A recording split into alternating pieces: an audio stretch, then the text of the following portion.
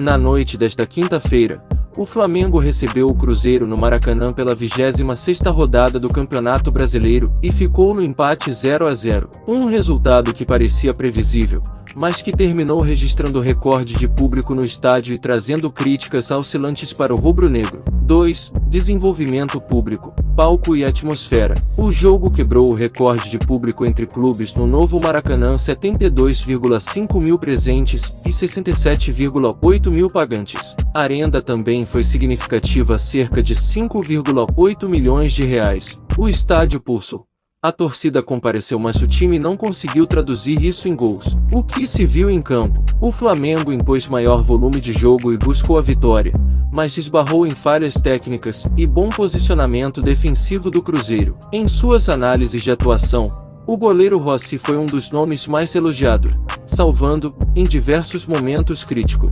Em contrapartida, Samuel Lino foi considerado o pior do Flamengo na partida, com um número elevado de erros e decisões equivocadas. Outros jogadores mostraram desempenho regular, com destaque para Saul, que ajudou defensivamente e clareou o jogo em momentos de dificuldade. O técnico Felipe Luiz, em sua entrevista pós-jogo, lamentou as chances desperdiçadas. Fizemos um jogo para vencer, tivemos muitas chances. O que importa é chegar forte até o fim do campeonato. Ele também exaltou o caráter a alto nível, intensidade europeia da partida. Críticas e polêmicas. O jornalista Renato Maurício Prado colocou responsabilidade no treinador, criticando escolhas táticas como manter Plata atuando como centroavante sem substituí-lo em tempo. Se ele mexeu tudo, por que demorou para tirar o Plata? Por que manteve Arrascaeta e Carrascal, que vinham bem, no banco? Essas decisões pesaram. A partida foi caracterizada por muitos momentos de intensidade e estudo mútuo,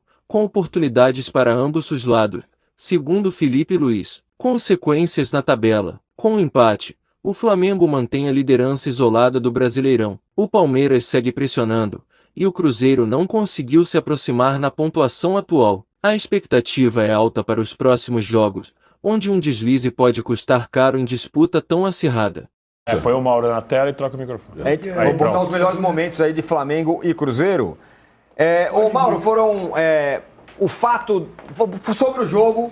Primeiro, o que você achou do jogo? Concordo com você, achei um jogo legal.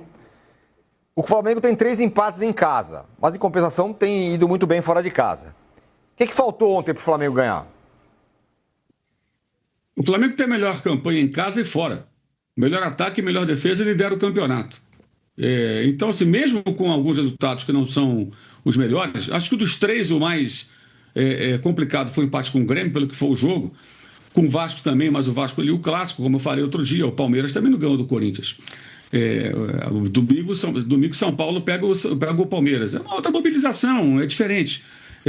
Agora, ontem, um resultado normalíssimo. O jogo de Belo Horizonte só não foi 1-1, porque o Léo Pereira cometeu um tolo pênalti no final. O Cruzeiro foi melhor, mas não foi tão superior. O Flamengo ontem teve mais chances, mas também não foi tão superior. Um jogo de 2 times fortes, 2 times que têm técnico com uma mentalidade parecida. O Felipe falou sobre isso, um jogo meio europeu. Você vê que o Leonardo Jardim é um português e o Felipe Luiz é um profissional forjado na Europa. Toda a mentalidade dele do futebol vem de lá. Fosse um jogo de Premier League, a gente ia falar, faltou alguma, foi bem disputado, e foi mesmo. Jogo muita marcação, muita competitividade, um jogo muito difícil, com os jogadores criando situações de gol, até pela qualidade técnica. As defesas são defesas fortes, né? A melhor defesa do campeonato é a segunda melhor, junto com a do Palmeiras. Então foi um jogo disputado, que era um jogo, se sai um gol, um jogo de 1-0. Não é jogo de muita chance de gol.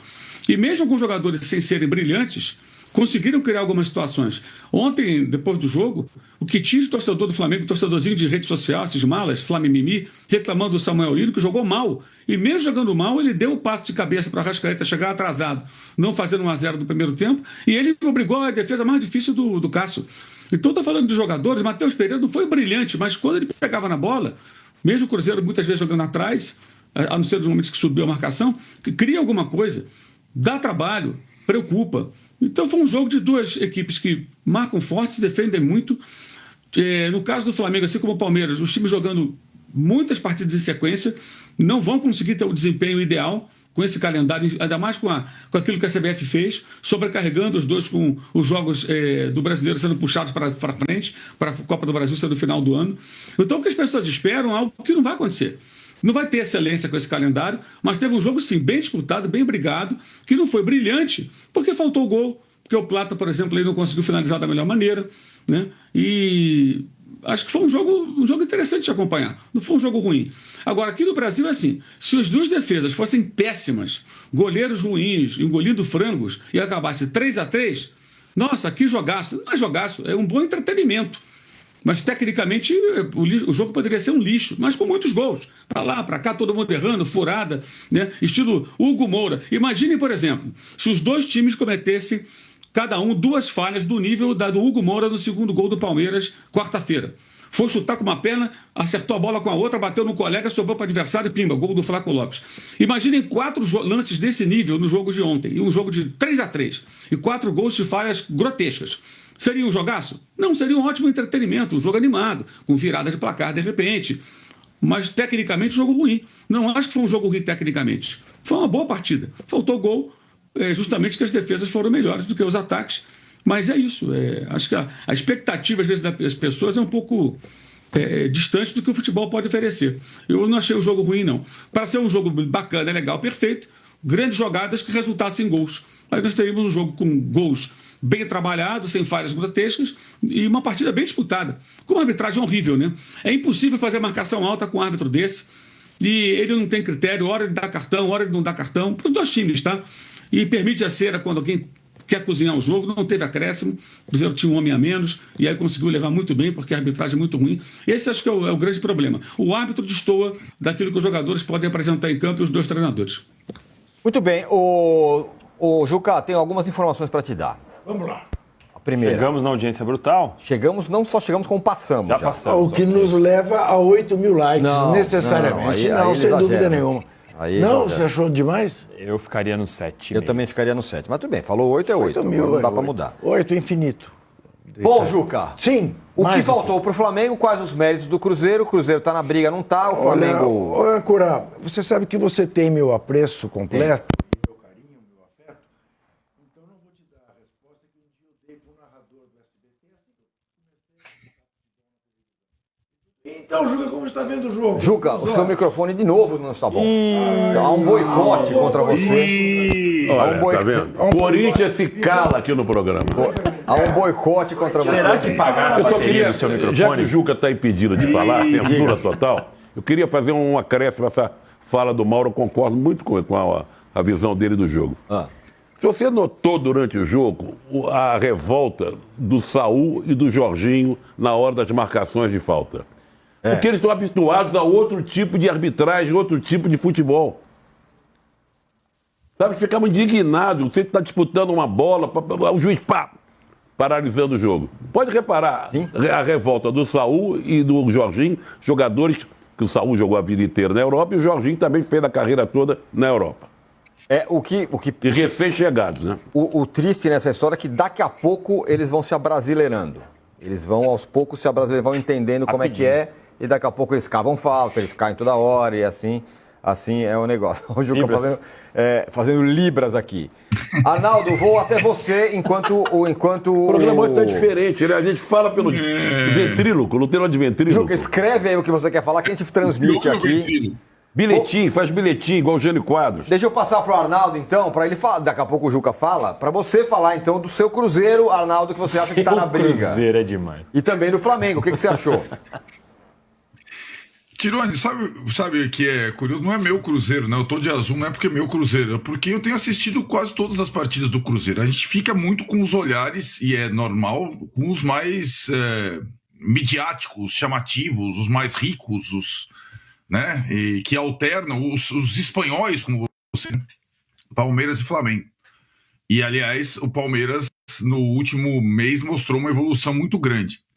Mas o Cruzeiro vem numa mesma toada praticamente desde a terceira rodada do campeonato.